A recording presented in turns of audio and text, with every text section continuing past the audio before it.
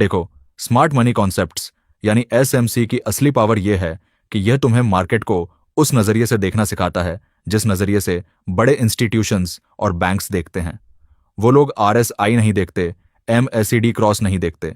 वो देखते हैं लिक्विडिटी कहाँ है, स्ट्रक्चर क्या कह रही है और रिटेल ट्रेडर्स का पैसा कहाँ फंसा हुआ है।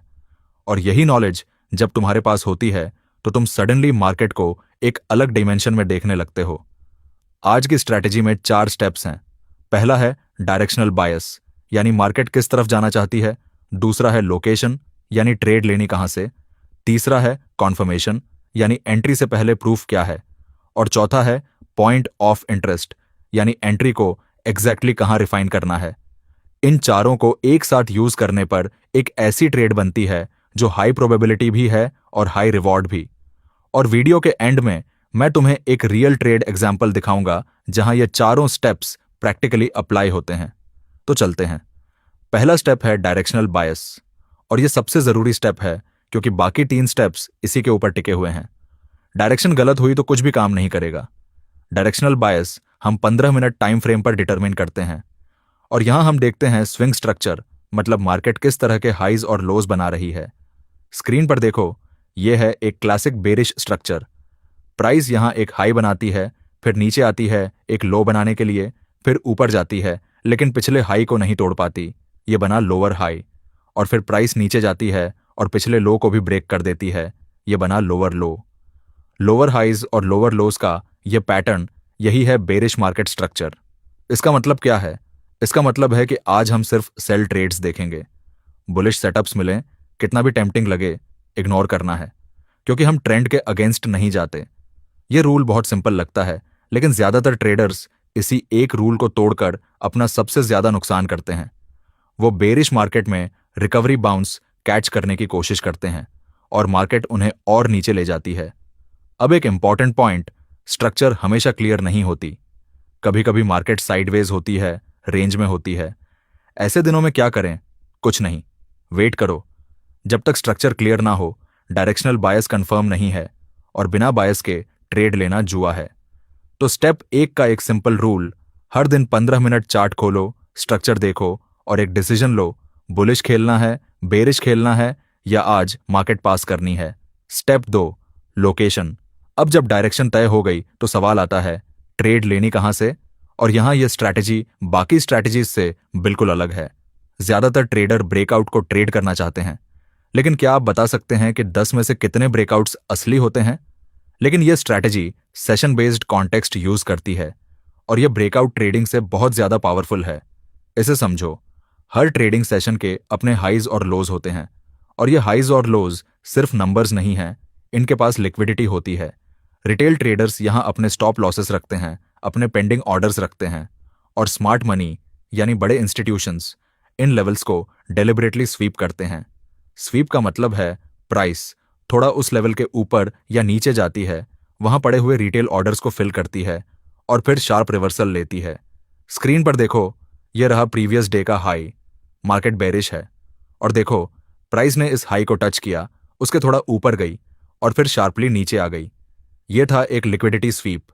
जैसे ही यह स्वीप हुआ, यही वो मोमेंट है जब हम अलर्ट हो जाते हैं, क्योंकि स्वीप के बाद स्मार्ट मनी ने अपनी पोजीशन ले ली है और अब प्राइस उनके डायरेक्शन में मूव करेगी। एक और एग्जांपल देखो, यह रहा प्रीवियस डे का लो। मार्केट बुलिश है, प्राइस ने इस लो को स्वीप किया, नीचे गई, रिटेल स्टॉप्स हिट किए और फिर शार्पली ऊपर आ गई। स्वीप हो गया, लोकेशन कंफर्म हो गई। यह सेशन बेस्ड कॉन्टेक्स्ट यूज करने का एडवांटेज यह है कि यह स्पेसिफिक और वेरीफाइबल है। तुम क्लियरली देख सकते हो कि स्वीप हुआ या नहीं। तो स्टेप 2 का रूल, डायरेक्शनल बायस के हिसाब से रेलेवेंट सेशन लेवल आइडेंटिफाई करो और वेट करो उसके स्वीप होने का। स्वीप हुआ, स्टेप 3 पर जाओ। Step 3 conformation.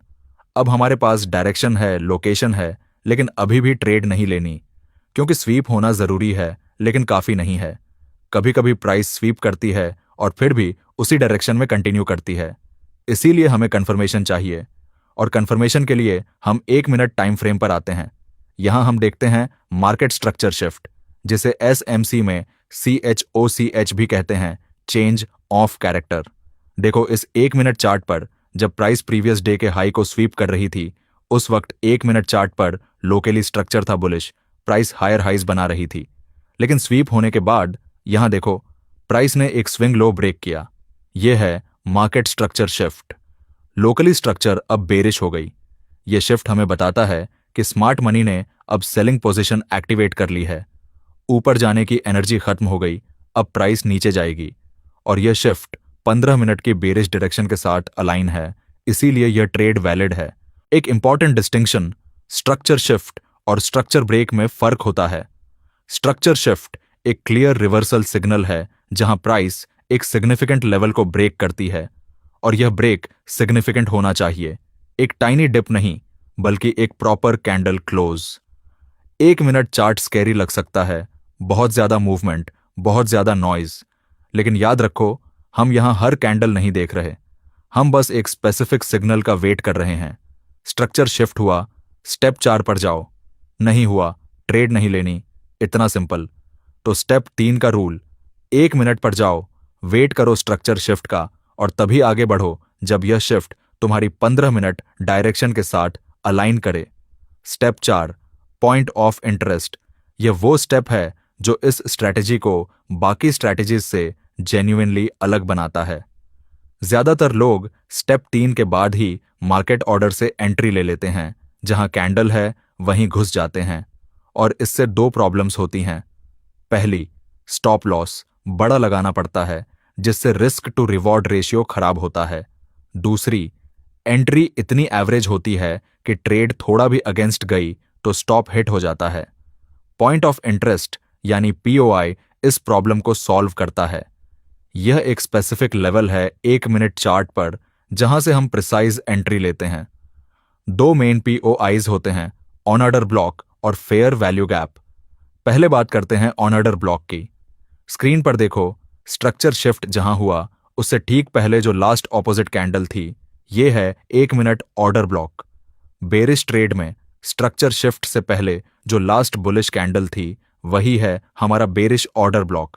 ये वो एग्जैक्ट लेवल है जहां से स्मार्ट मनी ने सेलिंग शुरू की थी, और प्राइस जब इस जोन को रिटेस्ट करने आती है, यही है हमारी एंट्री।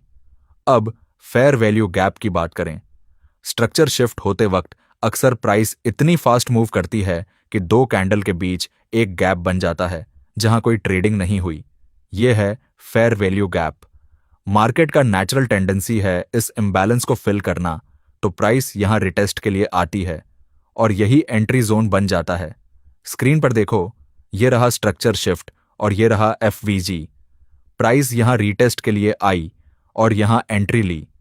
स्टॉप लॉस एफवीजी के थोड़ा ऊपर, क्योंकि अगर प्राइस वहां गई तो सेटअप फेल हो गया, और एंट्री इतनी टाइट होने से क्या होता है, रिस्क कम होता है, और इसीलिए रिवॉर्ड ऑटोमेटिकली ज्यादा हो जाता है। यही है इस स्ट्रैटेजी का मैजिक। अब देखते हैं ये पूरी स्ट्रैटेजी एक रियल एग्जाम्पल पर।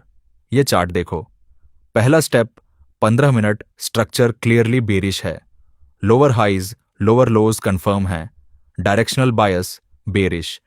दूसरा स्टेप, यह रहा प्रीवियस डे का हाई, और प्राइस ने इस हाई को स्वीप किया, लोकेशन कंफर्म। तीसरा स्टेप, 1 मिनट पर आते हैं।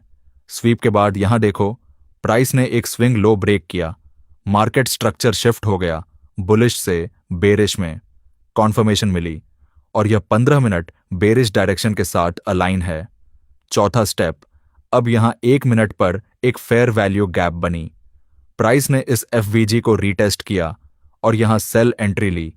स्टॉप लॉस एफवीजी के ठीक ऊपर, टारगेट प्रीवियस डे का लो जहां अगली बड़ी लिक्विडिटी है। प्राइस वहां पहुंची और रिस्क टू रिवॉर्ड था रफली 1:4 से 1:5। चारों स्टेप्स ने मिलकर एक कंप्लीट, लॉजिकल और हाई रिवॉर्ड ट्रेड बिल्ड की। एक भी स्टेप अकेले यह नहीं कर सकता था। यह था 4 स्टेप एसएमसी सिस्टम, डायरेक्शनल बायस, लोकेशन, कॉन्फर्मेशन और पॉइंट ऑफ इंटरेस्ट। लेकिन इसे जानना और इसे कंसिस्टेंटली फॉलो करना दोनों अलग अलग चीजें हैं। इस सिस्टम का सबसे बड़ा बेनिफिट तब मिलता है जब तुम हर ट्रेड के बाद खुद से पूछो, क्या मैंने सभी 4 स्टेप्स फॉलो किए? अगर हां, तो रिजल्ट चाहे जो हो, ट्रेड सही थी। अगर नहीं, तो भले ही प्रॉफिट आया हो, उससे सीखने को कुछ नहीं है। कंसिस्टेंसी रूल्स से आती है, रिजल्ट से नहीं। अगर ये वीडियो वैल्यूएबल लगी तो लाइक करो,